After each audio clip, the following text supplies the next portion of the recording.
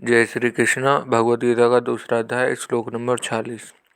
यावानर्थ उदापान सर्वते संपतलोता तवादांसा वेदुष्णु ब्रह्मा विजानाते।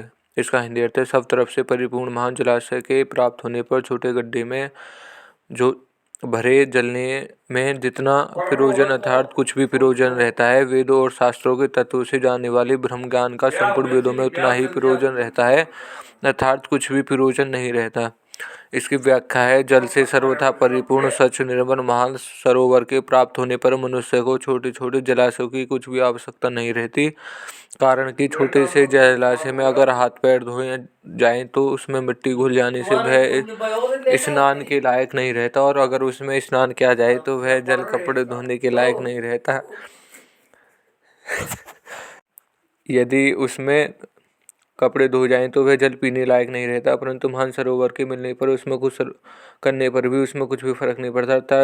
उसकी स्वच्छता, निर्मलता, पवित्रता कैसी की वैसी बनी रहती है। ऐसे ही जो महापुरुष परमात्मा तत्व को प्राप्त हो गए हैं, उनके लिए वेदों में कहे हुए यज्ञ, तप, ज्ञान, तीर्थ, व्रत आदि जितने भी पुण्यकारी कार्य हैं, उन सबको उससे कोई मतलब नहीं रहता। अर्थात वे पुण्यकारी कार्य उनके छोटे छोटे जलाशयों की तरह हो जाते हैं। ऐसा ही दृष्टांत आगे के 17वें श्लोक में दिया गया है कि वह ज्ञानी महात्मा समुद्र की तरह गंभीर होता है। उनके सामने कितने ही भोग आ जाएं पर वे उसमें कुछ भी विकृति पैदा नहीं कर सकते। जो परमात्मा तत्व को जानने वाला है और वेदों तथा शास्त्रों को तत्व को जानने वाला है, उस महापुरुष को यहाँ ब्रह्मानंद पदों से कहा गया है।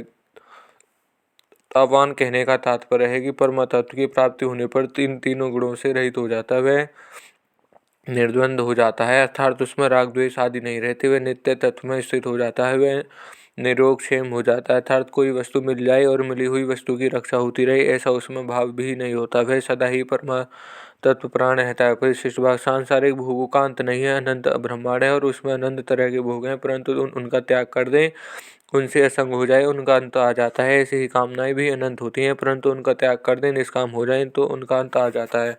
यह श्लोक यहीं समाप्त होता है। धन्यवाद।